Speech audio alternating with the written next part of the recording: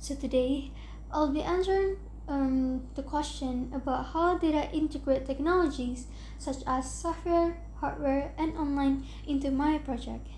To complete this project, I integrate a number of technologies such as various types of software, hardware, and online technology to create an immersive experience with things I'm familiar with. Not just that, I also challenge myself by using things I'm not familiar with.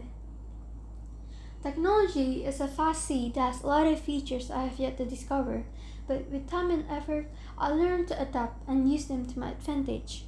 I believe by integrating technology into this project, I will produce a better result from my project.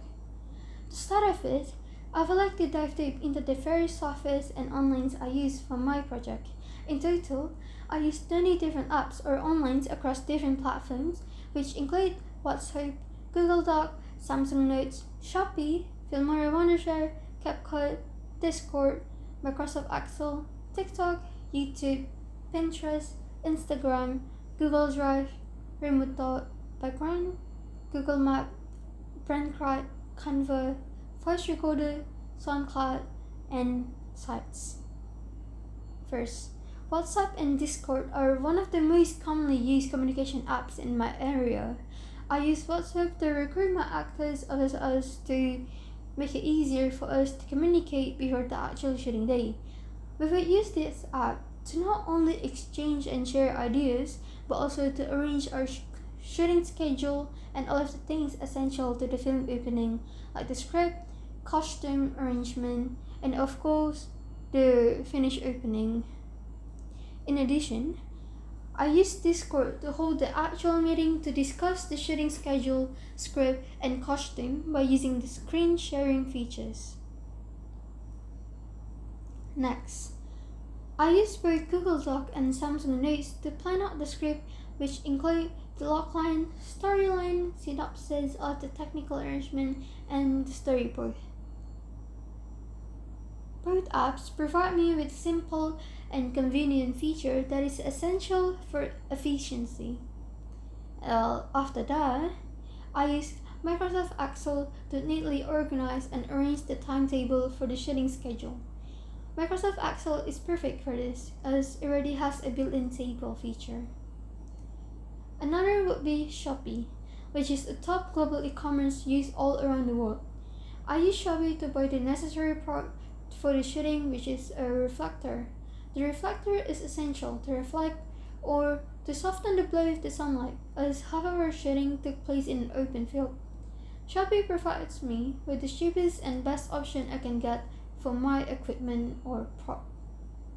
Moving on, I use a combination of Filmora Wondershare and CapCut for my video editing app. Filmora is great because of the excellent features that it provides. However, it does come with a price to use the pro features. I use Filmora to edit all of my raw shots and the first couple of drafts of the film opening before finally feeling satisfied.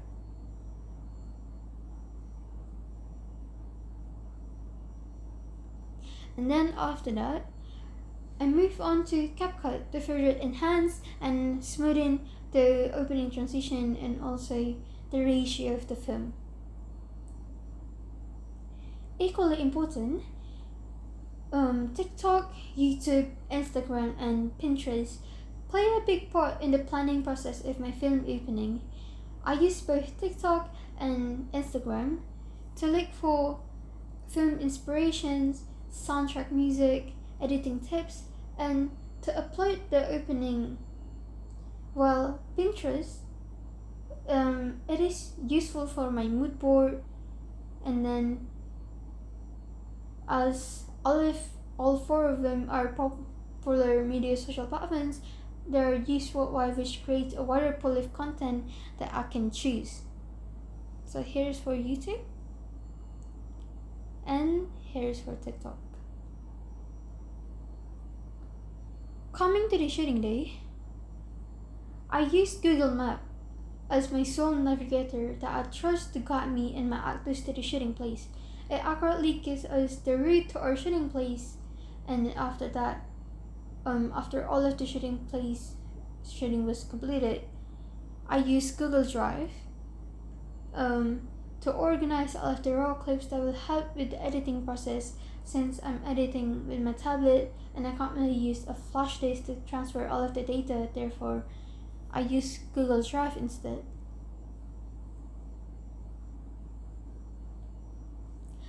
Coming to the time of editing, I use a logo maker website called Brandcard for my Dreamfield Studio logo. And to finalize it, I use a background remover website called remove.background to remove the picture background and give a seamless look to it. I also use the same app to remove all of the background from all of the logo in my Prezi presentation, and both apps give me that quick results I need to complete my film opening on time. Now, coming forward to my creative critical reflection project, I use Canva, a voice recorder, SoundCloud, and sites to finish my podcast, presentation, and blog. I mainly use Canva to make my podcast cover and presentation. And following that, I use voice recorder to explain the podcast, including the presentation, with voiceover. And to top it off, I use SoundCloud to upload my podcast, and I use sites to make the blog. Canva is really versatile app that has a lot of free options. Same with voice recorder, which is a free built-in app in Samsung, and then SoundCloud and sites work perfectly as the medium for my podcast and blog, because I can't really easily upload or make my project without having to make an artist account if I were to use a different app. Lastly, I'll be covering the hardware I use in my project.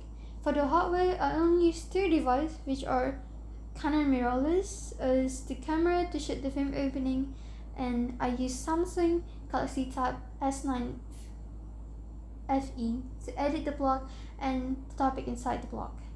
I'm aware that a laptop or PC would be much easier for me to use, but at that time I was doing my blog and then I was doing all of the project. My laptop was undergoing a repair, which is why I stuck with the tablet. In conclusion, I integrate multiple hardware and software that each serve a purpose that contribute greatly to my project. Thank you.